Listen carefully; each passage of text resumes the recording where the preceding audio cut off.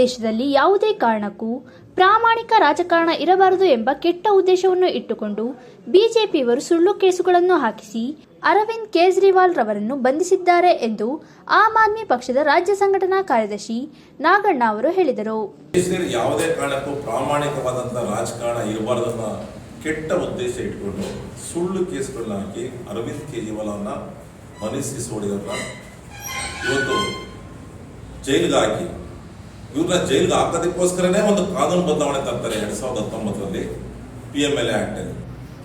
Basic ಆಗಿ ಈ PMLA act ಎಲ್ಲಾ ದೇಶದಲ್ಲಿ ತಂದಿನ ಉದ್ದೇಶ ಏನಂತಂದ್ರೆ ಡ್ರಗ್ ಪೆಡ್ಲರ್ಸು ಮತ್ತೆ ಟೆರರಿಸ್ಟ್ ಆಕ್ಟಿವಿಟೀಸ್ ಮಾಡೋಂಥವ್ರಿಗೆ ಕ್ಯಾಶ್ ರೂಪದಲ್ಲಿ ಮನಿ ಲಾಂಡ್ರಿಂಗ್ ಆಗಬಾರ್ದು ಅನ್ನೋ ಒಂದು ಉದ್ದೇಶಕ್ಕೆ ತಂದಂತ ಕಾನೂನನ್ನ ದುರ್ಬಳಕೆ ಮಾಡಿಕೊಂಡು ವಿರೋಧ ಪಕ್ಷಗಳನ್ನ ಹಣಿಯೋದಕ್ಕೋಸ್ಕರ PMLA ಆಕ್ಟ್ ಅಲ್ಲಿ ಸೆಕ್ಷನ್ 45 ಬದಲಾವಣೆ ತಂದು ಅಂಡರ್ ಸೆಕ್ಷನ್ 45 ಅಲ್ಲಿ FIR ಮಾಡಿದ್ರೆ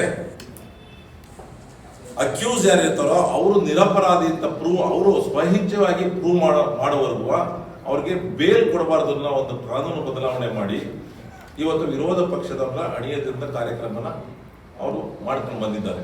ನಗರದ ಸುದ್ದಿಗೋಷ್ಠಿಯಲ್ಲಿ ಮಾತನಾಡಿದ ಅವರು, ಈ ಬಾರಿ ನಡೆದ ಲೋಕಸಭಾ ಚುನಾವಣೆಯಲ್ಲಿ ಬಿಜೆಪಿಗೆ ಜನರು ತಕ್ಕ ಪಾಠ ಕಲಿಸಿದ್ದಾರೆ. ರಾಮ ಹಾಗೂ ಹನುಮಂತನ ಹೆಸರನ್ನು ದುರ್ಬಳಕೆ ಮಾಡಿಕೊಂಡು ಚುನಾವಣೆ ನಡೆಸಿದ ಬಿಜೆಪಿಗೆ ರಾಮನ ಜನ್ಮಸ್ಥಳವಾದ ಅಯೋಧ್ಯೆಯಲ್ಲಿ ಹೀನಾಯ ಸೋಲಾಗಿದೆ. ಜೊತೆಗೆ ಸೀತಾಮಾತೆಯ ದೇವಸ್ಥಾನ ಇರುವ ಸೀತಾಪುರದಲ್ಲಿ ಮತ್ತು ಆಂಜನೇಯ ಹುಟ್ಟಿದ ಸ್ಥಳವಾದ ಅಂಜನಾದ್ರಿ ಬೆಟ್ಟದ ಕ್ಷೇತ್ರದಲ್ಲಿ ಬಿಜೆಪಿ ಸೋಲನ್ನು ಅನುಭವಿಸಿದೆ. ಇಲ್ಲೇ ತಿಳಿಯುತ್ತದೆ ಬಿಜೆಪಿ ಸರ್ಕಾರದ ಆಡಳಿತ ದೇವರಿಗೂ ಇಷ್ಟವಾಗಿಲ್ಲ ಎಂದು ಟೀಕಿಸಿದರು. ಇತ್ತೀಚಿನ ಚುನಾವಣೆಯಲ್ಲಿ ಒಂದು ಸ್ಪಷ್ಟ ಪಾಠವನ್ನ ಬಿಜೆಪಿಗೆ ಈ ದೇಶದ ಜನ ಕಲಿಸಿದ್ದಾರೆ. ಧರ್ಮದ ಆಧಾರದಲ್ಲಿ ದೇವರನ್ನ ಮುಂದೆ ಇಟ್ಕೊಂಡು ಬೀದಿಗೆ ತಗೊಂಬಂದು ರಾಮನ್ ಬೀದಿಗೆ ತಗೊಂಬಂದು ನಾವು ಚುನಾವಣೆ ಗೆದ್ದು ಈ ದೇಶದಲ್ಲಿ 3ನೇ ಬಾರಿಗೆ ನಾವು 400 ಸೀಟ್ ಗೆಲ್ತೀವಿ ಅಂತ ಸುಳ್ಳು ಹೇಳ್ಕೊಂಡು ತಿರುಗಂತ ಮೋದಿಯವರ ಪರಿಸ್ಥಿತಿ ಇವತ್ತು 239ಕ್ಕೆ ನಿಂತಿದೆ. ರಾಮನ ಹೆಸರು ದುರ್ಬಳಕೆ ಮಾಡ್ಕೊಂಡು ಚುನಾವಣೆಗೆ ಹೋದಂತವ್ರು ರಾಮನ ದೇವಸ್ಥಾನ ಇರುವಂತ ಕ್ಷೇತ್ರನೇ ಅವ್ರ ಕೈ ಗೆಲ್ಲಕ್ಕಾಗಿಲ್ಲ. ಅದು ಇರ್ಲಿ, ಸೀತಾಮಾತೆಯ ದೇವಸ್ಥಾನ ಇರುವಂತ ಸೀತಾಪುರದಲ್ಲೂ ಸಹ ಬಿಜೆಪಿನವರು ತಮ್ಮ ಸ್ಥಾನನ ಕಳ್ಕೊಂಡಿದ್ದಾರೆ.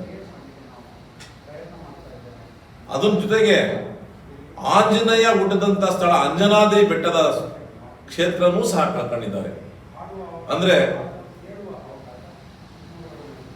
ಭಗವಂತ ಎಷ್ಟು ಕ್ರೂರವಾಗಿ ವರ್ತನೆ ಮಾಡಬೇಕು ಬಿಜೆಪಿ ವಿರುದ್ಧ ಅಷ್ಟು ಕ್ರೂರವಾಗಿ ವರ್ತನೆ ಮಾಡಿದ್ದಾರೆ ಅದಕ್ಕೆ ಒಂದು ಸ್ಪಷ್ಟ ಉದಾಹರಣೆ ಇದೆ.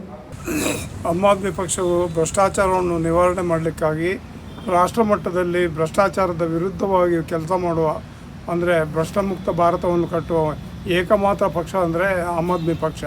ಇದನ್ನು ತಡ್ಕೊಳ್ಳಿಕ್ಕೆ ಸಾಧ್ಯ ಇಲ್ಲದ ಭ್ರಷ್ಟಾಚಾರದ ಅನೇಕ ರಾಜಕೀಯ ಪಕ್ಷಗಳು AAPಯನ್ನೇ ನಾಶ ಮಾಡಬೇಕು ಅಂತ ಹೊರಟಿರೋದು ನಿಜವಾಗ್ಲೂ ಪ್ರಜಾಪ್ರಭುತ್ವಕ್ಕೆ ಮಾರಕವಾದ ಒಂದು ಶಕ್ತಿ.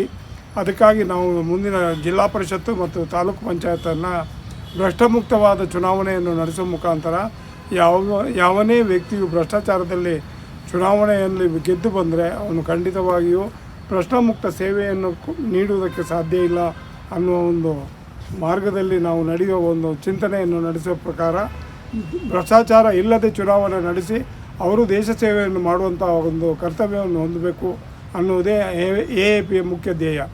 ಸುದ್ದಿಗೋಷ್ಠಿಯಲ್ಲಿ ಆಮ್ ಆದ್ಮಿ ಪಕ್ಷದ ಜಿಲ್ಲಾಧ್ಯಕ್ಷರಾದ ಲಿಂಗರಾಜು, ಮಾಧ್ಯಮ ಸಂಚಾಲಕರಾದ ಸುಂದರಗೌಡ, ಹೇಮಂತ್, ಹಿರೇಗೌಡ, ಮೋಹನ್ ಉಪಸ್ಥಿತರಿದ್ದರು.